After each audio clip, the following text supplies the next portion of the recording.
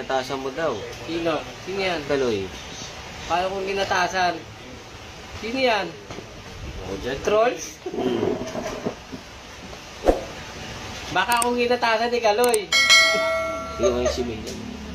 Kinuha niya yung similya ko tapos ginanyan niya kami. Joke lang.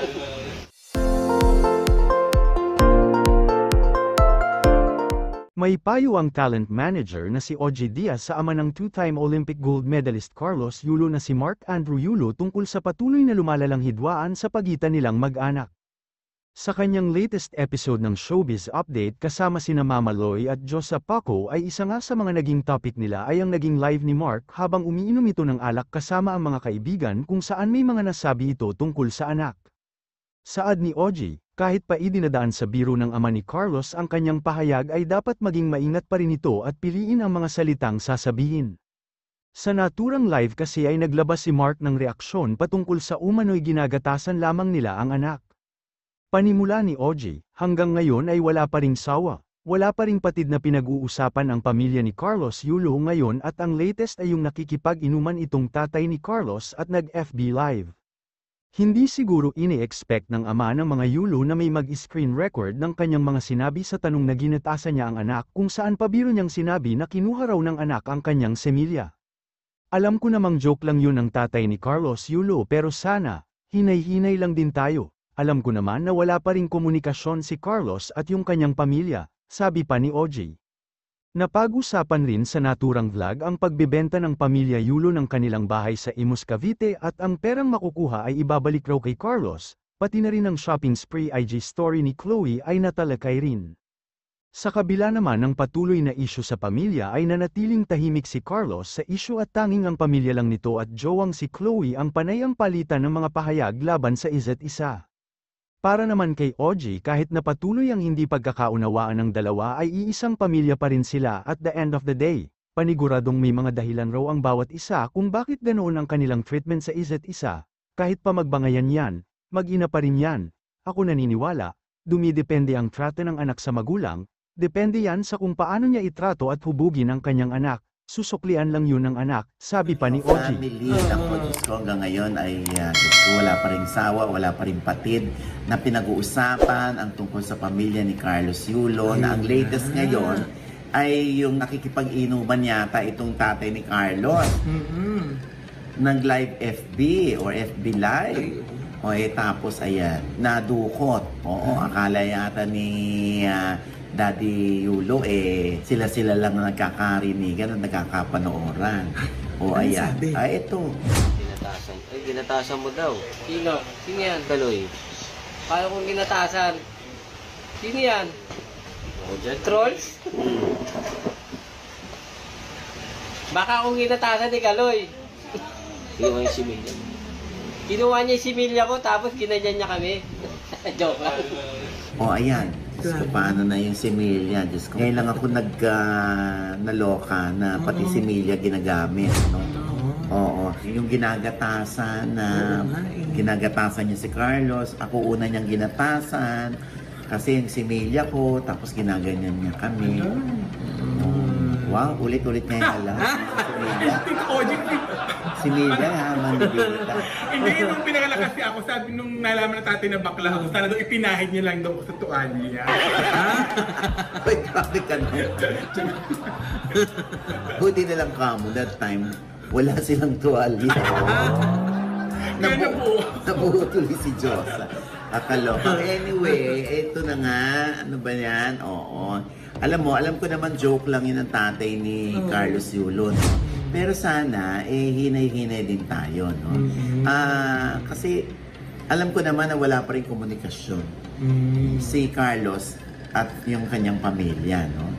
Ito na nga Mama Loy, dahil pinagbibintangang naghahabol ang pamilya ni Carlos Yulo sa kanyang milyon-milyong incentives. Ito't binebenta na ng mga magulang ni Carlos ang 50 square meter lot na may 100 square meter floor area. Ito ngayon na ipundar ni Carlos sa Imus Cavite. At ang mapagbebentahan daw nito ay isusoli na lang nila kay Carlos. Habang nag-IG story naman ang girlfriend ni Kaloy na si Chloe na marami silang shopping bag sa kotse na may caption na di aaray for today's shopping spree. Siguro meron portion lang na inaakala ng iba na inaasar ni Chloe ang pamilya ni Carlos. Nako ha, palala na nga ng palala ito. Eh, kung naghingi na tayo ng sorry, yung mami ni Carlos, Oo. nangingi na ng sorry, tapos umaasa lang din naman yung tatay na magkakausap sila. Diba? Tapos meron pang issue na malapit lang naman kayo dyan sa BGC, sa Taguig. O, puntahan niyo naman si Carlos. Sabi niya, ikaw malapit dyan, pakibatukan mo para sa akin. Ha?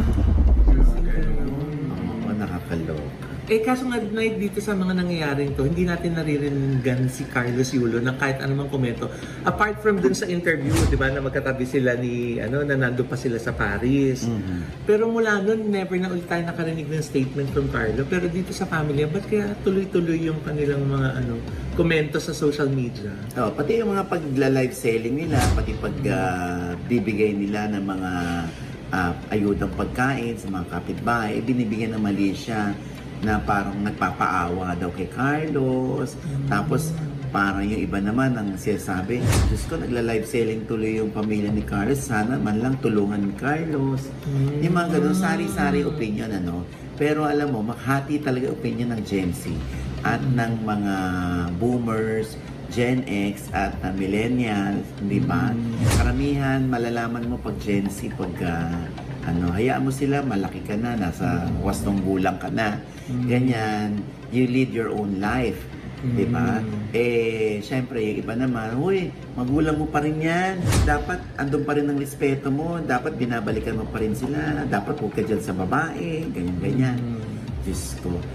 Kaya, ang masasabi ko lang dyan, talagang merong malalim na dahilan si Carlos Yulo kung bakit ganon ang treatment niya o yung cold treatment niya sa kanyang parents o sa kanyang pamilya. And I'm sure meron ding dahilang sarili naman din itong pamilya ni Carlos. Pero doon ay pumapasok na naman yung issue, na hanggang saan ba yung responsibilidad ng anak sa mga magulang, lalo na kung nasa wastong edad na siya at nabubuhay na ng sarili niyang buhay. Bawa, nagpaplano na rin siguro siyang magpamilya, lalo na pag nagkaroon na yan ng pamilya, di ba? So hanggang saan yung guhit ng obligasyon ng anak sa mga magulang? Ay nako, alam mo, hindi naman natatapos yung relasyon. Unang-una, kahit pa magbangayan yan, mag-ina pa rin yan. Diba? Bahagi pa rin yan ng kanilang pamilya.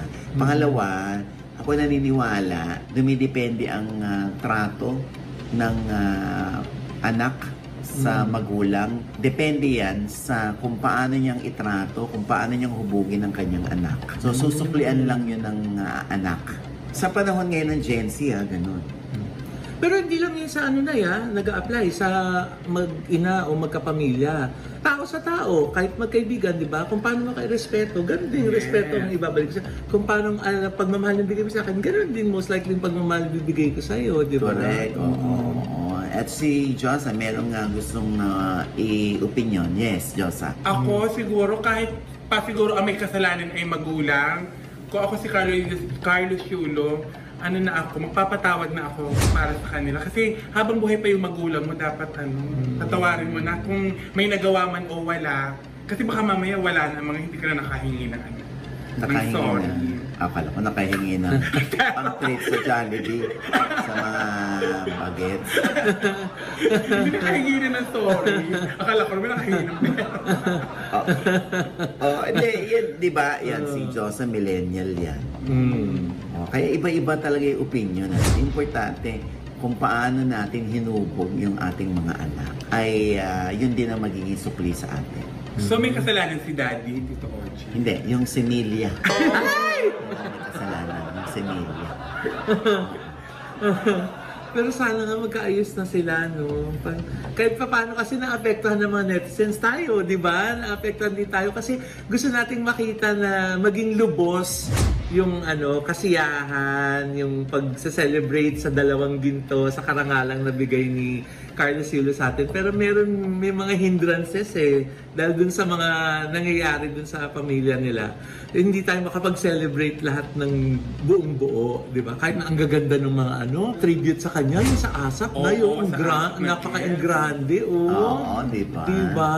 Kinantahan siya ni Regine. Oo, ni Martin tsaka ni Gary, di ba? So talagang nakaka-proud. Kaso nga lang, pag alam mo na-proud ka, tapos biglang maririnig mo minsan na may mga masasabi naman yung family niya, malulungkot ka naman dahil biglang, ay, bakit sana Hindi nga 100% Oo, na- hindi mo 100%. Na super happy ka. Oo. Baka yung mga ka-updates natin, do you feel the same po ba na hindi kayo makapag 100% na na maging happy para dun sa nakamit ni Carlos Yulo dahil nga dyan sa nangyari sa family nila? Feeling